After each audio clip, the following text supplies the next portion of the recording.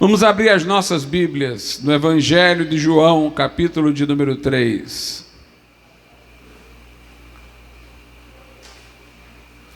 Evangelho de João, capítulo 3, do verso 1 até o 3. Um texto que é objeto de muitas pregações. João 3, do 1 até o 3.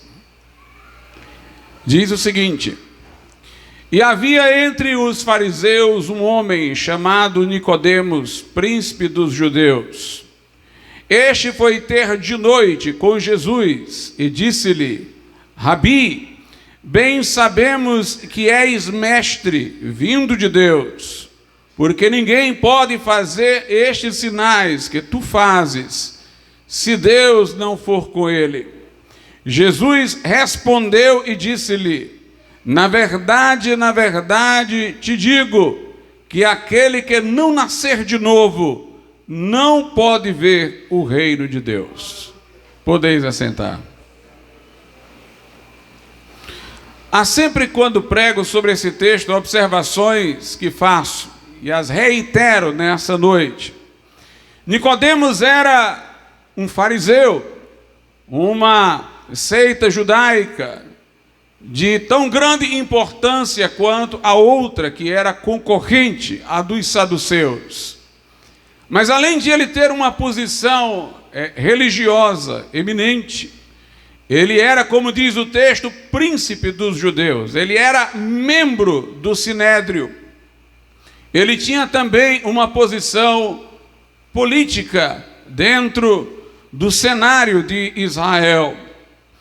E aqui diz que ele foi ter com Jesus de noite, o que leva-nos à suposição de que ele não quis ser visto com Jesus à luz do dia.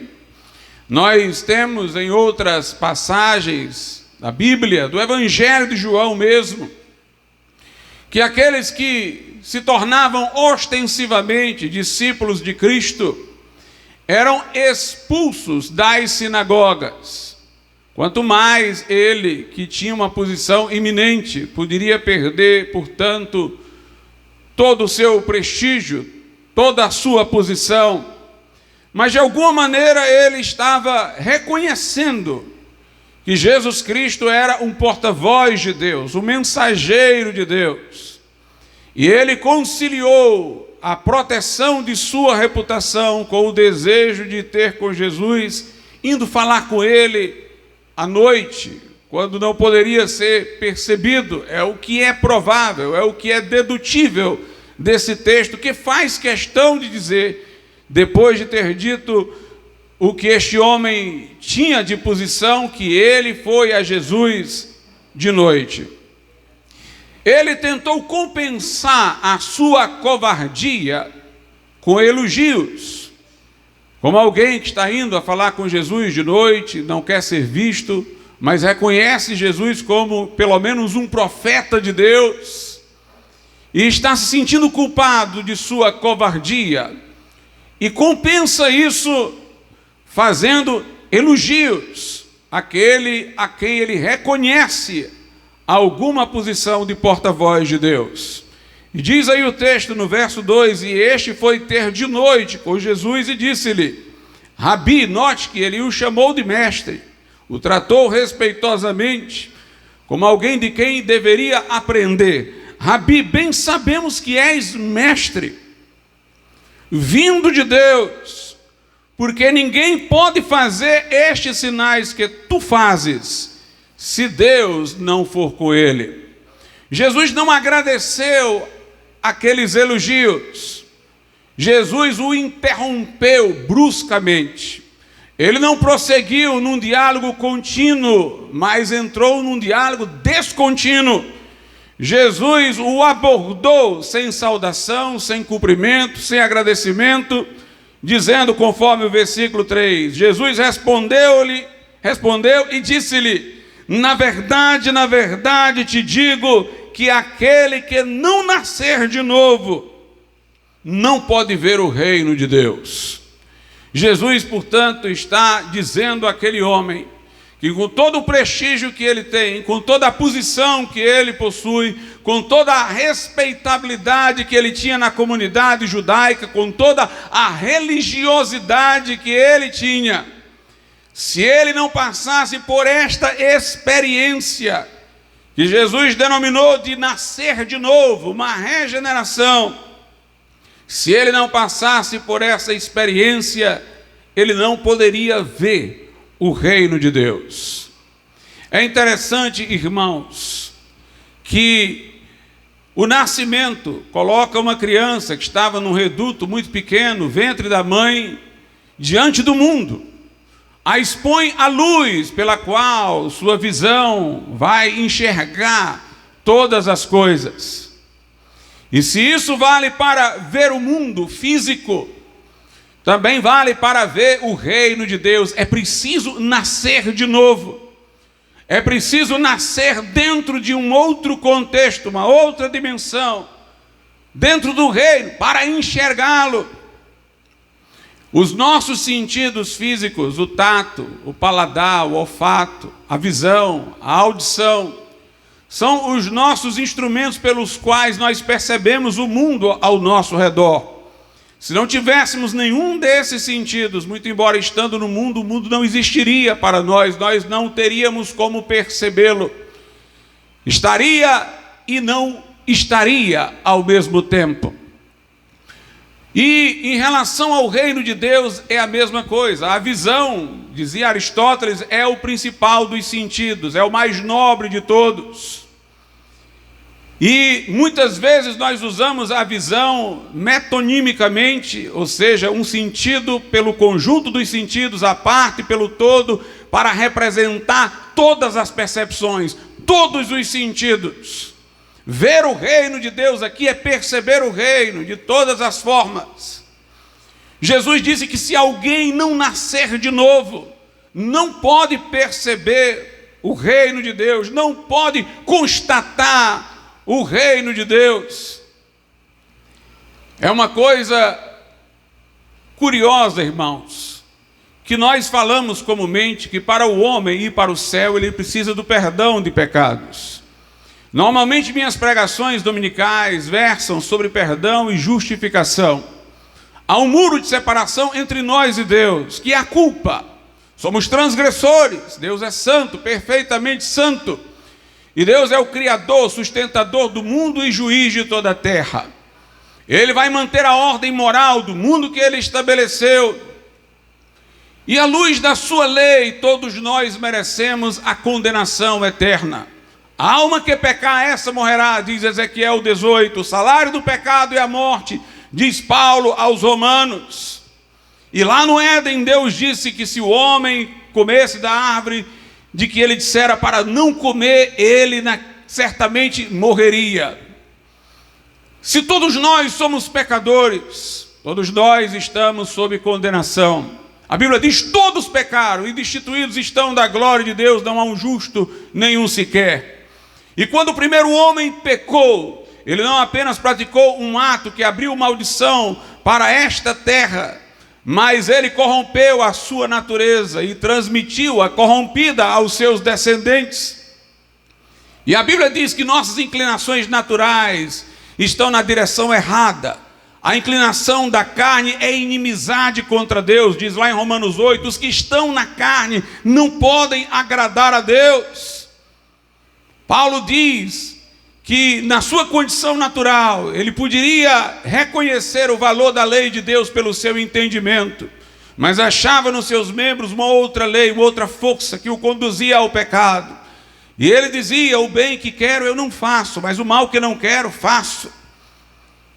Encontro nos meus membros uma lei que guerreia contra a lei do meu entendimento.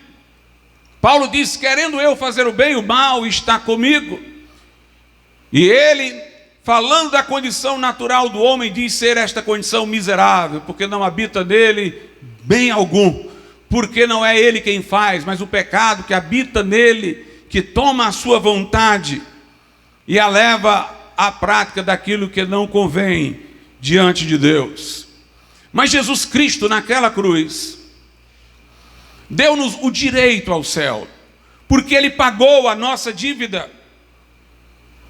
Ele cancelou o escrito da dívida que era contra nós, diz Paulo aos Colossenses. Ele fez compensação pela culpa.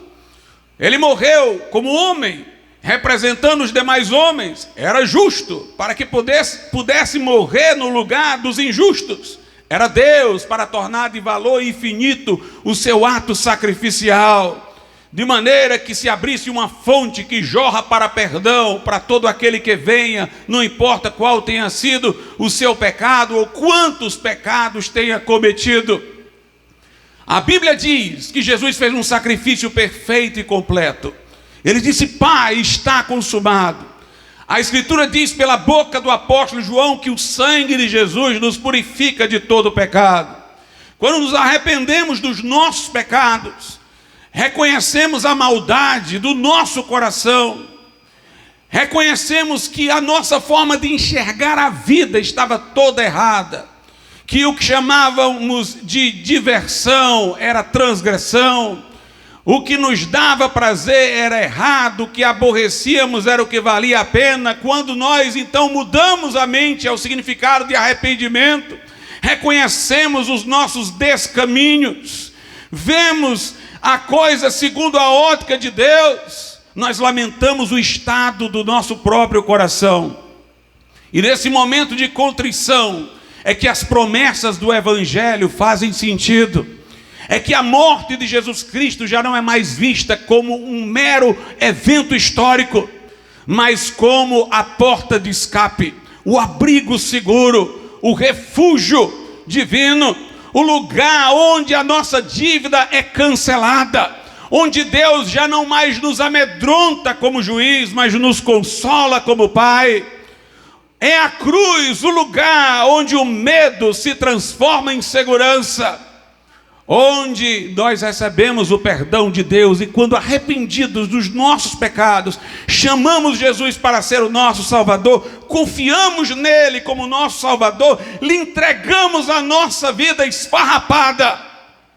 Então, pelo sangue, ele compensa a nossa culpa, ele lava-nos de toda mancha, ele expia nossa culpa, ele nos coloca em posição de paz com Deus. Isso chamamos de justificação.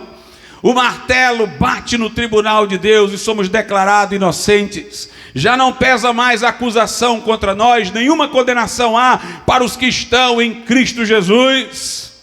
O argumento do sangue vertido na cruz convence o juiz e somos absolvidos de condenação. Isso nos dá direito ao céu.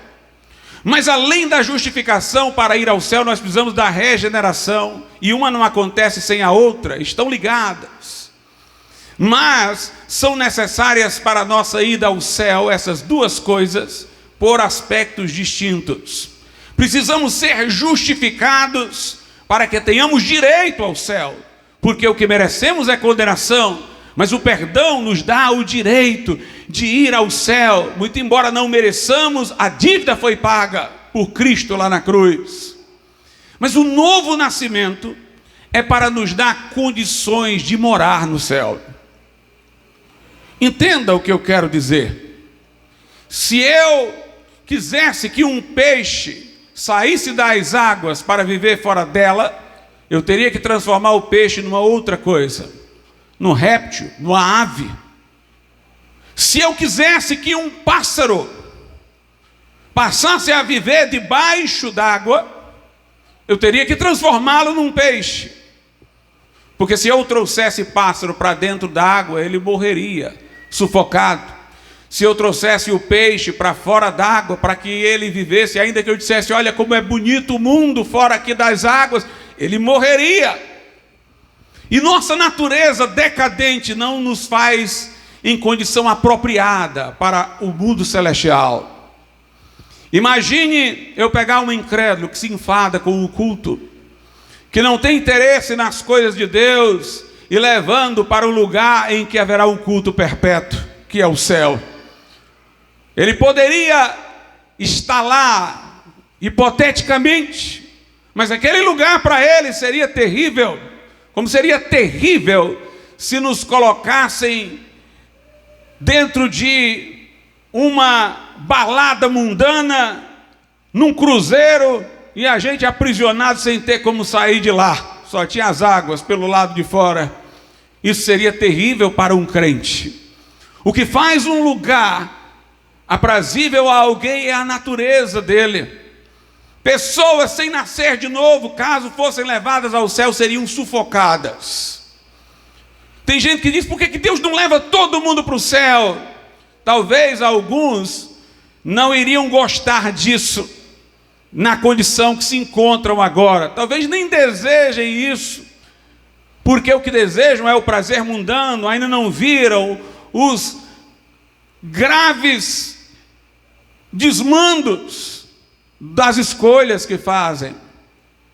É preciso nascer de novo, é uma condição natural. Ninguém vê o reino de Deus, não tem os sentidos espirituais para perceber o reino se não nascer de novo. Quando o crente vai pregar o evangelho e fala de sua alegria, o incrédulo, se abrir o coração, ele vai dizer: eu queria ter isso daí, eu queria ser assim. E isso pode atraí-lo para o evangelho, mas a conversão dele ainda vai ser um ato de fé, porque ele ainda não sabe o que é isso quando crê.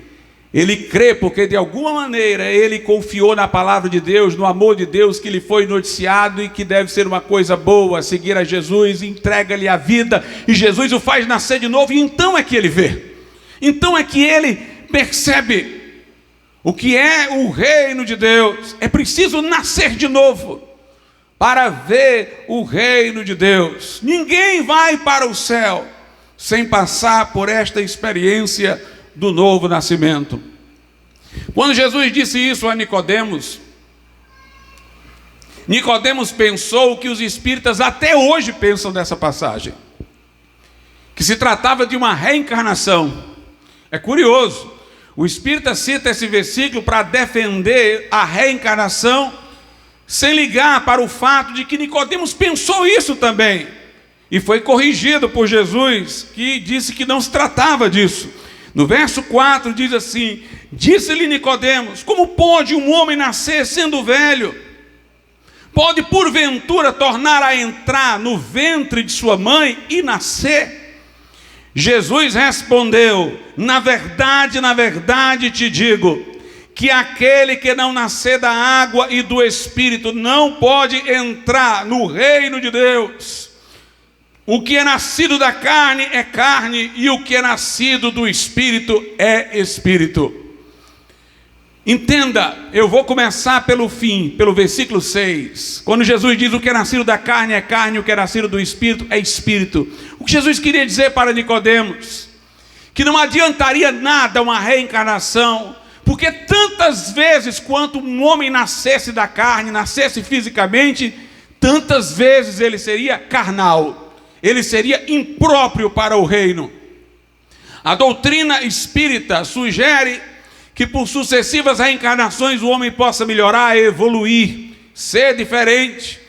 Ele faz uma coisa ruim numa encarnação, na outra ele vem ao mundo com enfermidades e problemas, e aí ele tem a oportunidade de aprender, e na outra então melhorar e se aperfeiçoar.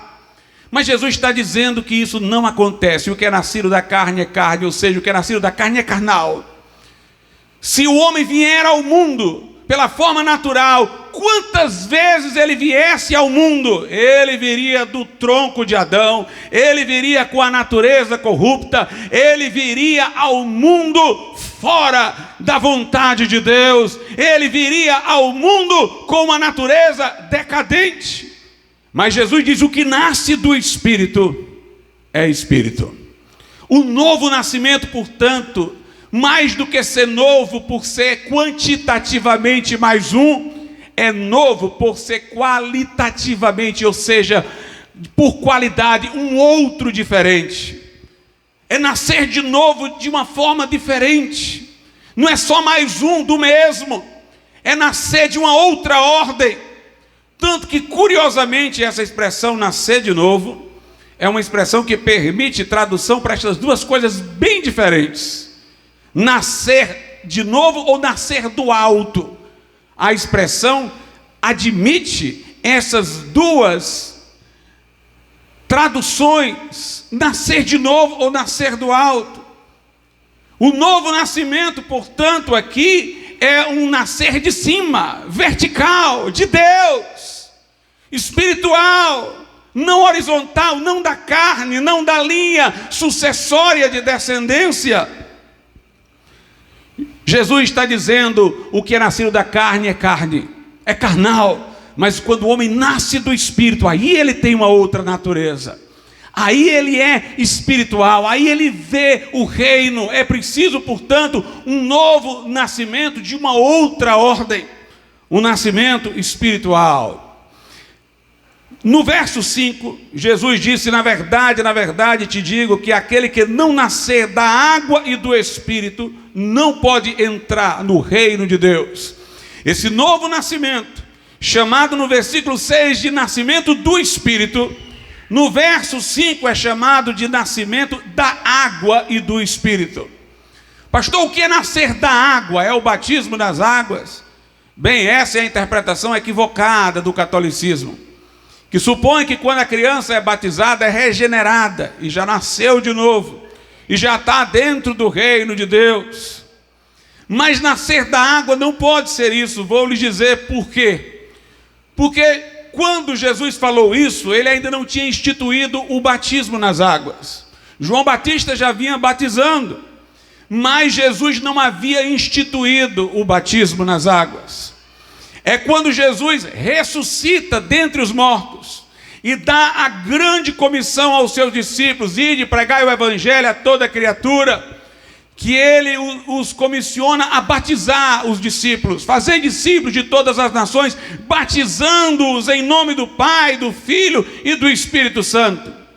Não teria sentido, antes de Jesus ter instituído o batismo, dizer para Nicodemos que ele tinha que nascer da água e do Espírito e esperar que Nicodemos entendesse isso. Nós vamos ver daqui a pouco que Jesus reprova Nicodemos por não estar entendendo. Jesus não poderia reprová-lo por não estar entendendo o que ainda não estava instituído. Portanto, nascer da água aqui não é o batismo, é da palavra de Deus. Veja só, no Velho Testamento, o sacerdote, antes de entrar para os seus ofícios, ele lavava as mãos numa pia de bronze. Essa pia vinha dos espelhos das mulheres, portanto era onde ele se enxergava para ver que era um pecador, e imediatamente no ritual lavar as mãos na pia. A Bíblia explica-nos que o sentido daquela água era a palavra de Deus, é a palavra de Deus nos lavando. Imagine que você tenha um lavador e um instrumento pelo qual ele lava. Alguém lava com sabão, então ele é lavado pela pessoa que está lavando e pelo sabão que ela está usando. Aqui a água é o instrumento do Espírito Santo e é a palavra de Deus. Mas não sou eu que estou dizendo isso da minha própria cabeça, é a Bíblia que o diz. Efésios capítulo 5, versículo de número 26. Diz que a igreja foi lavada com a lavagem da água pela palavra de Deus. Está escrito lá. A água era um símbolo da palavra de Deus, conforme Efésios 5 e 26. Em João 15:3, Jesus diz aos discípulos: vós estáis limpos pela palavra que vos tenho falado. Mais uma vez ele associa a palavra de Deus com a limpeza. A água, portanto, é a palavra de Deus, e Nicodemos, como estudioso do Velho Testamento, deveria saber, porque já no Velho Testamento acontece isso, que a água servia de ilustração para a ação da palavra de Deus. Tanto que Pedro, o apóstolo Pedro, vai dizer que esse novo nascimento é da palavra de Deus, lá na sua primeira epístola de Pedro, no capítulo de número 1, versículos de números 23, 24 e 25. Pedro diz: sendo de novo gerados, ou seja, regenerados, nascidos de novo, sendo de novo gerados, 1 de Pedro 1, 23, não de semente corruptível, que é a semente adâmica, pela qual tivemos o nascimento físico, mas da incorruptível, pela palavra de Deus, viva e que permanece para sempre. Porque toda a carne é como a erva, e toda a glória do homem como a flor da erva. Secou-se a erva e caiu a sua flor, mas a palavra do Senhor permanece para sempre, e esta é a palavra que entre vós foi evangelizada. Sabe qual é o detalhe para o qual eu quero chamar a atenção aqui? É que o que está nos versos 24 e 25, quando ele diz, porque toda a carne é como a erva, toda a glória do homem como a flor da erva, secou-se a erva, caiu a sua flor, mas a palavra de Deus, a palavra do Senhor permanece para sempre. Essa parte é uma citação do Velho Testamento, que Nicodemos deveria conhecer. Os versos 24 e 25, que são uma citação do Velho Testamento, que já estava escrito quando Jesus falou com Nicodemos. Esses dois versículos mostram que tem duas sementes: a da carne, pela qual o homem é como a erva, que sua glória é vã, que ele murcha, seca e morre, e tem a outra semente, que é a semente incorruptível, que é a palavra de Deus que permanece. Nicodemos deveria conhecer esse texto e saber que o novo nascimento teria que ser o nascimento de uma outra semente, que não a corruptível, mas a incorruptível, que é a palavra de Deus. Pedro diz que nós somos regenerados pela palavra, pela semente incorruptível da palavra. Era isso que Jesus esperava que Nicodemos soubesse. Ele disse: olha, se você não nascer da água, que é a palavra de Deus, conforme Efésios 5:26, conforme Tiago 15, conforme João 15:3, e que é a semente incorruptível, conforme esse texto que cita o Velho Testamento, se você não nascer da água, que é a palavra, e do Espírito, não pode entrar no reino de Deus. Portanto, ele não estava falando de batismo, mas da ação purificadora da palavra de Deus nas mãos do Espírito Santo. Na Bíblia nós encontramos que a palavra de Deus é um instrumento de ação do Espírito Santo. Ela é a espada do Espírito. Ele age, o Espírito Santo, através da palavra. Logo, se é através da palavra que nós somos regenerados, uma criança nunca poderia sê-lo. Porque uma criança não tem como escutar inteligivelmente uma pregação. É a pregação escutada, compreendida e apreendida inteligivelmente, que se torna, no que diz, objeto da nossa fé, que vira dentro do nosso coração uma semente que o Espírito Santo irriga para fazer gerar vida. Como na parábola do semeador, a semente lançada era a palavra de Deus. Nascer da água e do Espírito é da palavra. É para quem possa ouvir a palavra e crer. De acordo com João, esse novo nascimento acontece para aqueles que recebem Jesus e creem nele como Salvador. João capítulo 1, versos de números 11, 12 e 13. Diz assim a palavra de Deus: ele veio para o que era seu, ou seja, Jesus veio para os judeus, e os seus não o receberam, mas a todos quantos o receberam, deu-lhes o poder de serem feitos filhos de Deus, aos que creem no seu nome. Note, todos quantos recebem Jesus, que creem no seu nome. O que é que o nome de Jesus diz? Jesus significa o Senhor salva. Crer no nome de Jesus é crer nele como Salvador.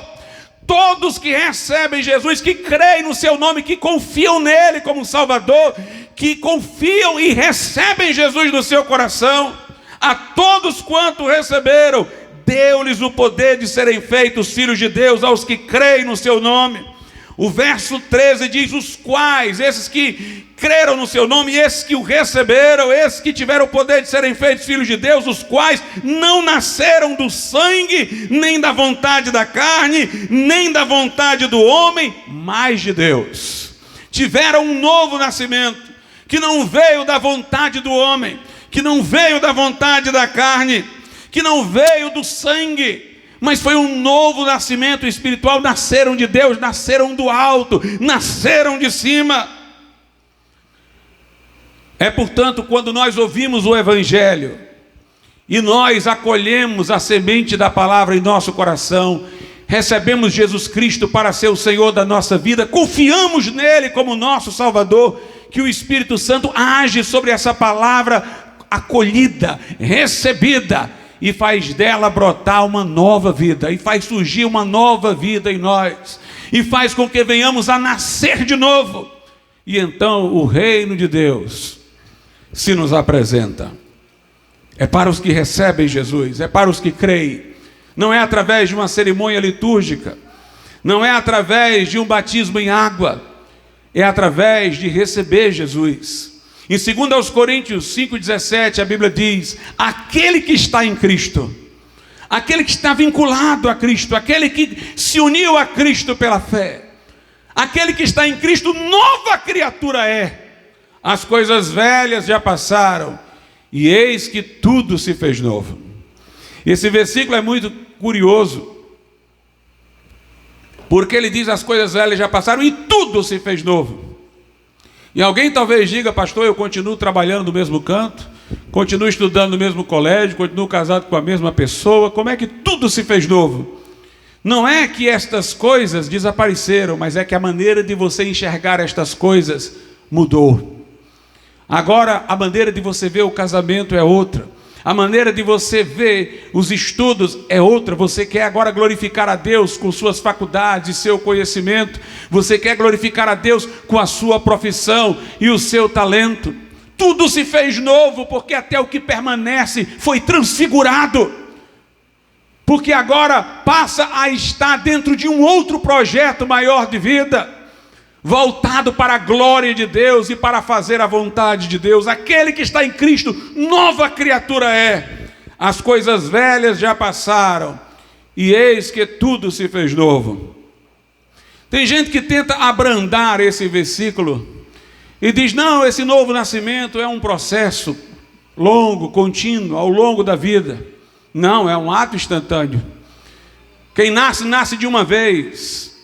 Você está confundindo a santificação, que é o crescimento espiritual, com o novo nascimento. De fato, o crente está crescendo espiritualmente a cada dia, mas teve um momento de mudança profunda, que não foi lenta, foi uma mudança paradigmática. Foi o momento em que ele passou da morte para a vida, das trevas para a luz, nasceu de novo. Uma conversão genuína implica essa mudança paradigmática. Você vai crescer espiritualmente depois, mas tem uma ruptura que não é fruto de um processo. O processo talvez tenha havido para você entender, para você reconhecer o seu pecado, mas na hora que você recebeu Jesus, enfim, creu, uma mudança aconteceu de forma instantânea. O novo nascimento. O novo nascimento é, portanto, pela palavra, pelo Espírito. É instantâneo. É necessário para ver o reino de Deus. E Jesus diz no versículo 7, não te admires de ter dito: necessário vos é nascer de novo. Não fique admirado. Como é que você poderia perceber o reino sem nascer com uma natureza adequada a este reino? Você não o perceberia.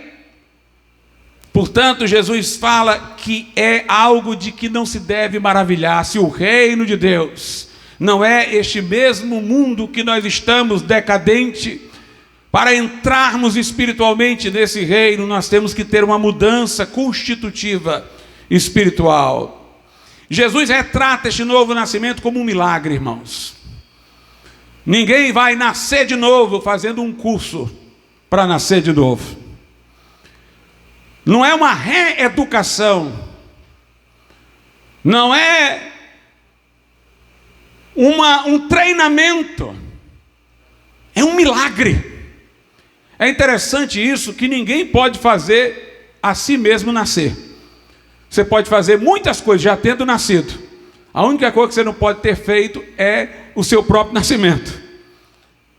Você não veio ao mundo querendo.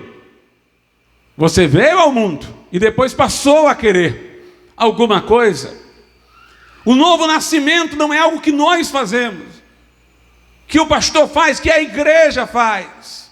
Como a igreja romana acredita que no batismo infantil a pessoa regenerada, ela se auto-intitula de Madre Igreja, ela é a Mãe Igreja, ela gera filhos de Deus pelo batismo infantil. Mas a Bíblia diz aqui que nós nascemos do alto, nós nascemos de Deus. O novo nascimento é do Espírito, não é de uma instituição, não está no poder de um homem fazer isso, é um milagre de Deus.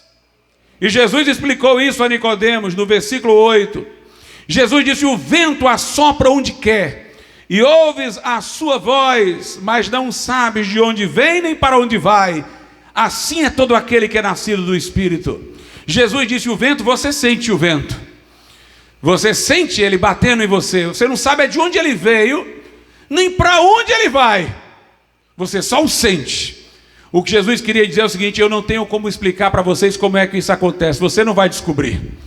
Você pode sentir, você pode ter a experiência, mas você não pode saber como ela acontece. É um milagre, não pertence às leis naturais que o homem pode conhecer. E Nicodemos é insistente, ele tem mentalidade científica, ele quer ainda um mecanismo. Verso 9, Nicodemos respondeu e disse-lhe: como pode ser isso? Nicodemos quer saber como é que é o mecanismo disso, como é que isso acontece. Mas Jesus disse: não tem como eu explicar, não tem como a razão científica decifrar o mecanismo. É um milagre, ninguém sabe de onde vem nem para onde vai, mas é como um vento. Assim é aquele que é nascido do Espírito Santo. Interessante, irmãos, que Jesus também vai dizer a Nicodemos que ele deveria saber disso. Versículo 10, Jesus respondeu e disse-lhe: tu és mestre de Israel e não sabes isto? Por que Nicodemos deveria saber disso? Porque isso era mencionado nas escrituras do Velho Testamento, já terminadas, da qual ele era leitor. Veja o que a Bíblia diz lá no livro do profeta Ezequiel, capítulo 11, verso 19. Ezequiel 11, 19 diz assim: Deus diz: e lhes darei um só coração e um espírito novo, porei dentro deles, e tirarei da sua carne o coração de pedra, e lhes darei um coração de carne. É interessante, Deus diz que vai dar um novo coração, vai pôr um espírito novo dentro dos crentes, e diz que vai tirar de dentro da carne da pessoa o coração de pedra e dar um coração de carne. O que isso significa? Uma pedra é insensível, é inanimada, ela não sente. O homem, antes de nascer de novo para Deus, tem um coração como que de pedra. Deus fala e ele não ouve, Deus toca e ele não sente. Mas agora ele vai ter um coração de carne, que dá um ai quando o beliscão vem. Ele vai sentir o toque de Deus, ele vai ouvir a voz de Deus, ele vai estar vivo para Deus. Lá em Ezequiel ainda, no capítulo de número 36, a Bíblia diz nos versículos 26 e 27: e dar-vos-ei um coração novo, e porei dentro de vós um espírito novo, e tirarei da vossa carne o coração de pedra, e vos darei um coração de carne, e porei dentro de vós o meu espírito, e farei que andeis nos meus estatutos, e guardeis os meus juízos e os observeis. Deus diz: eu vou dar a vocês um espírito novo, eu vou colocar dentro de vocês o meu espírito, e eu vou fazer com que vocês andem de forma diferente, de forma transformada, segundo os meus estatutos, de acordo com a minha lei. Portanto, se trata de um ato divino, de uma operação divina. Naquele que recebe a Jesus com fé, é um milagre, é uma transformação de vida. Pedro também diz, na sua segunda epístola, o seguinte, segunda epístola de Pedro,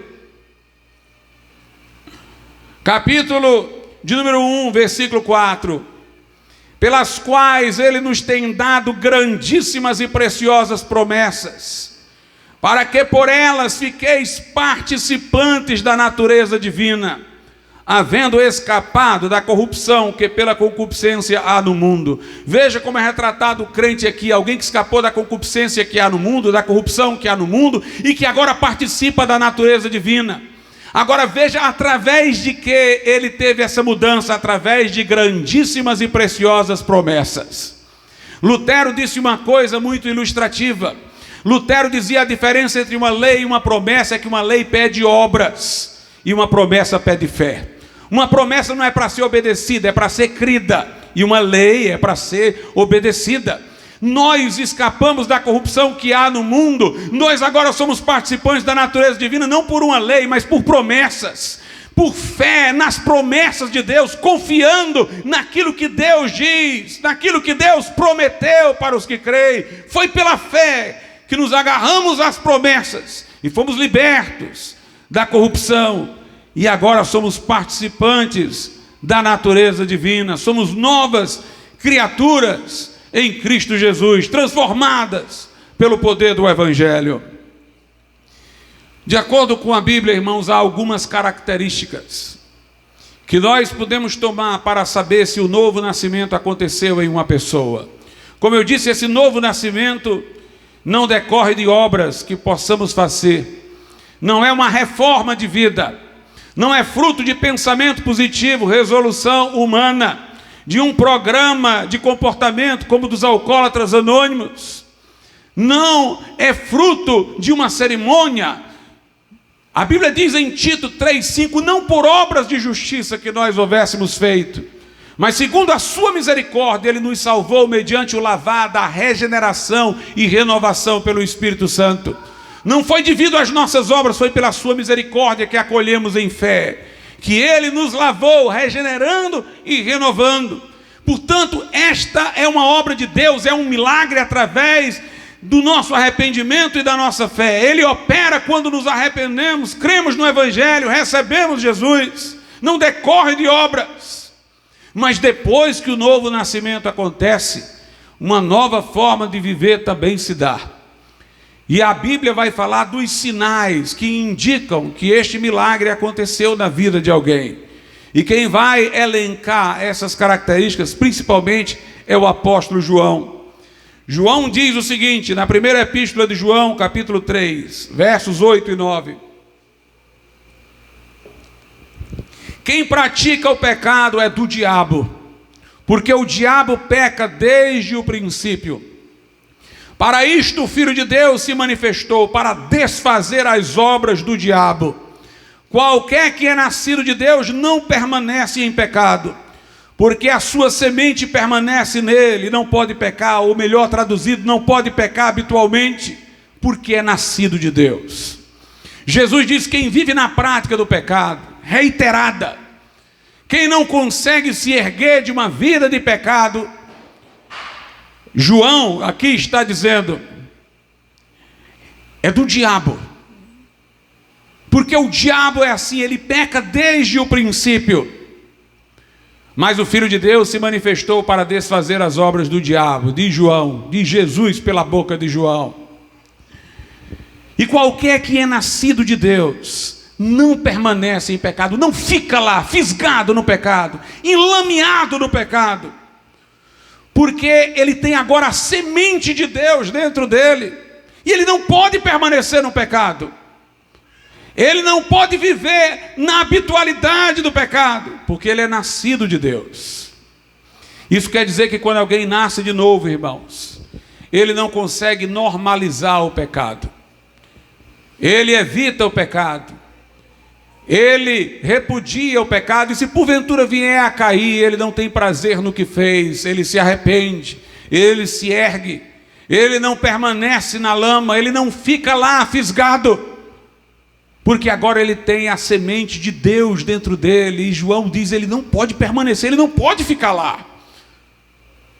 O que vive na prática é do diabo, e o que nasceu de novo não pode ficar lá, fisgado, afundando, porque ele tem a semente de Deus, que o ergue, e ele não peca habitualmente. Aqui em 1 de João, capítulo 2, verso 29, ele diz assim, se sabeis que ele é justo, sabeis que todo aquele que pratica a justiça é nascido dele. O crente não apenas evita o pecado, o crente pratica a justiça. Não é só uma vida de abstenção do mal, é uma vida onde positivamente ele faz o que deve, faz o que é certo. A Bíblia diz que nós não praticamos as obras da carne, Gálatas 5, mas diz que agora nós temos o fruto do Espírito, que é positivo: amor, paz, longanimidade, benignidade, fidelidade, mansidão e domínio próprio. Aquele que é nascido de Deus agora pratica a justiça, ele não permanece no pecado e ele pratica a justiça. É a segunda característica. A terceira característica João dá aqui no capítulo 3, versículo 14. Nós sabemos que passamos da morte para a vida porque amamos os irmãos. Quem não ama seu irmão permanece na morte. Obviamente, irmãos, o crente ama todo mundo. Nós damos de graça o que recebemos de graça. Não devemos nada a ninguém, exceto o amor pelo qual Deus nos amou sem que merecêssemos. Mas João não está destacando aqui, embora isso também seja verdade, que nós amamos os nossos inimigos, oramos por aqueles que nos perseguem. Ele está destacando o amor pela igreja, pelos irmãos. Observe, nós sabemos que passamos da morte para a vida, que é a forma dele falar do novo nascimento, porque amamos os irmãos, porque amamos a igreja.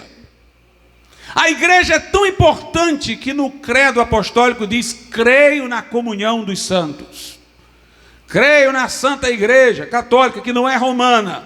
O credo é bem mais antigo que o catolicismo, com os seus erros. Diz lá: creio na santa igreja católica universal, creio na comunhão dos santos. Ou seja, eu creio na importância, eu creio no valor da comunhão dos santos. Sabemos que passamos da morte para a vida porque amamos os irmãos, porque amamos o povo de Deus. Temos prazer de estar com a igreja. O nosso prazer não é com este mundo, é com o povo de Deus. Nossa alegria é com o povo de Deus. Quando um chora, os demais choram. Quando um se alegra, os outros se alegram. Oramos uns pelos outros, como diz Tiago, e somos sarados. Nosso prazer está na igreja de Cristo. Por isso, irmãos, todo movimento político que persegue a igreja toda deve se solidarizar com os perseguidos contra ele. Se alguma agência política, como vemos à esquerda neste mundo, se aparelhar para isso, para perseguir a igreja, o discurso da igreja, todos nós temos que ser contra isso. Se alguém apoia esses que perseguem a igreja, ele não ama a igreja de Cristo. Se alguém apoia regimes que estão tentando impor a ideologia de gênero, calar a boca dos pastores, então a lealdade ideológica deles a essas coisas infernais é maior do que o amor que ele tem à igreja de Cristo.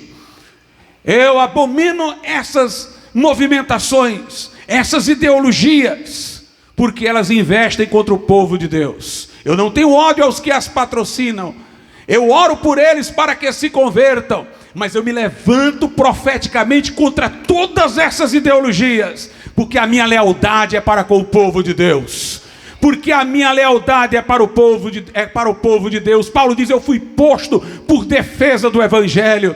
E se alguém quiser abençoar a igreja de Cristo, alguém que está em posição de iminência, eu vou orar por ele, eu vou parabenizá-lo, não pelo que ele é, mas pela igreja de Cristo que ele está abençoando.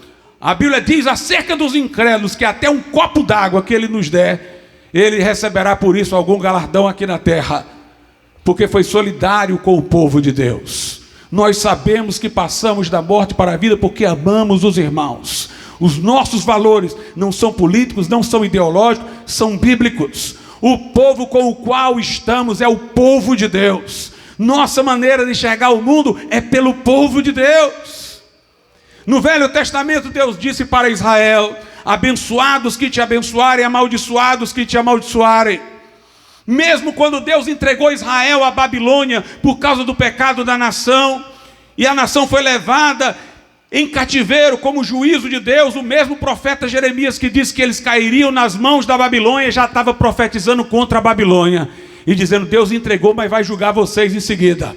vai julgar vocês. E o império babilônico caíram, zombaram dos utensílios do templo, profanaram o templo, e os persas derrubaram os babilônios. Depois Ciro foi favorável ao povo de Israel, abriu o caminho para eles voltarem à terra, reconstruírem a cidade, o templo. A Bíblia fala, irmãos, com linguagem de bênção sobre Ciro, o persa, porque foi favorável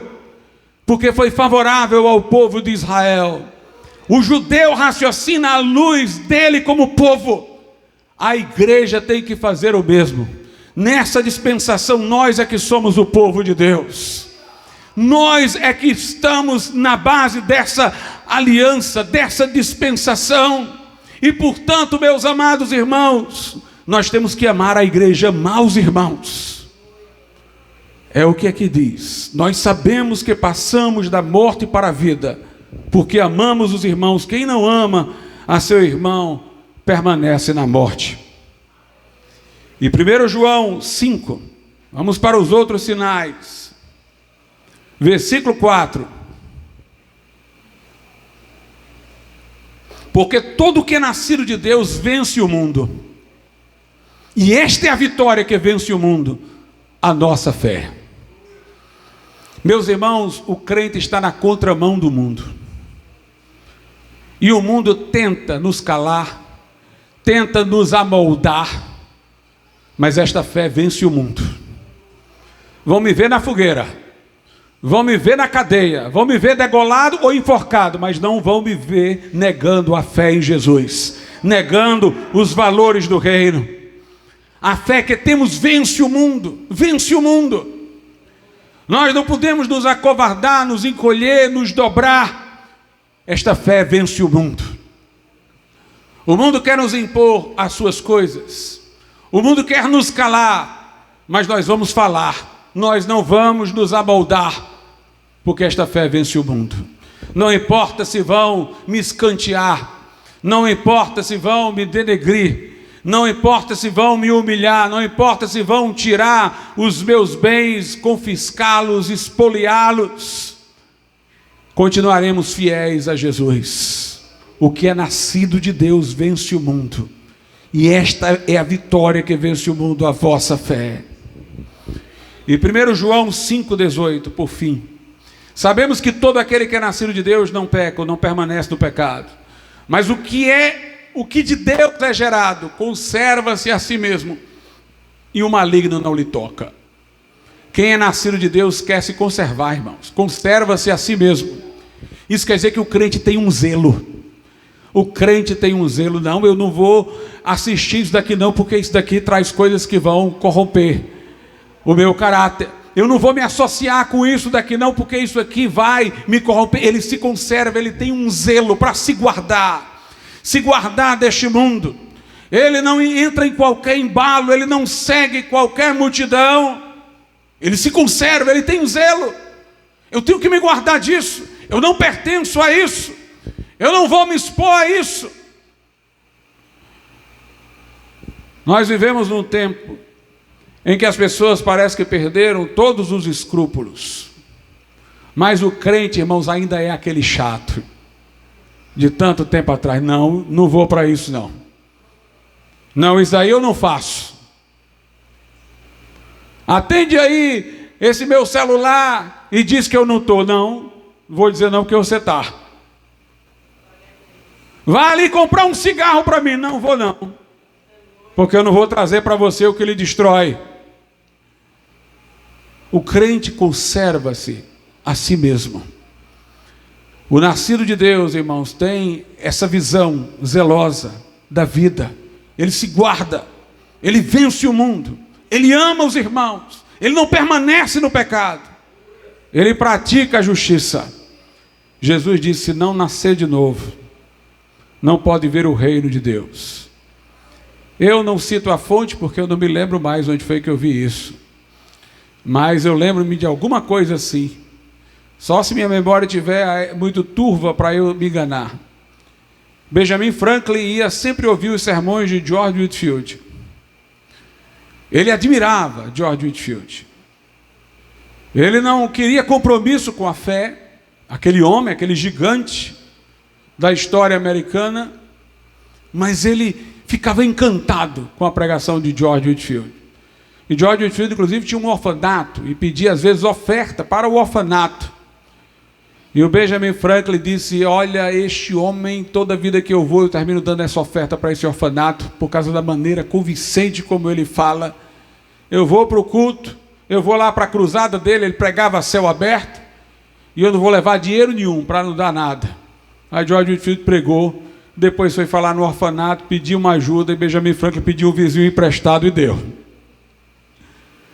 Mas ele fazia os elogios a George Whitefield e um dia recebeu uma carta de George Whitefield, que disse o seguinte para ele: você é um homem eminente, uma mente brilhante, um homem de caráter, muitas coisas desse tipo, eu nem me lembro o que é, essa nação se orgulha de você, mas eu quero lhe dizer uma coisa: se você não nascer de novo, você não vai entrar no reino de Deus. Tem que nascer de novo. Vamos ficar de pé.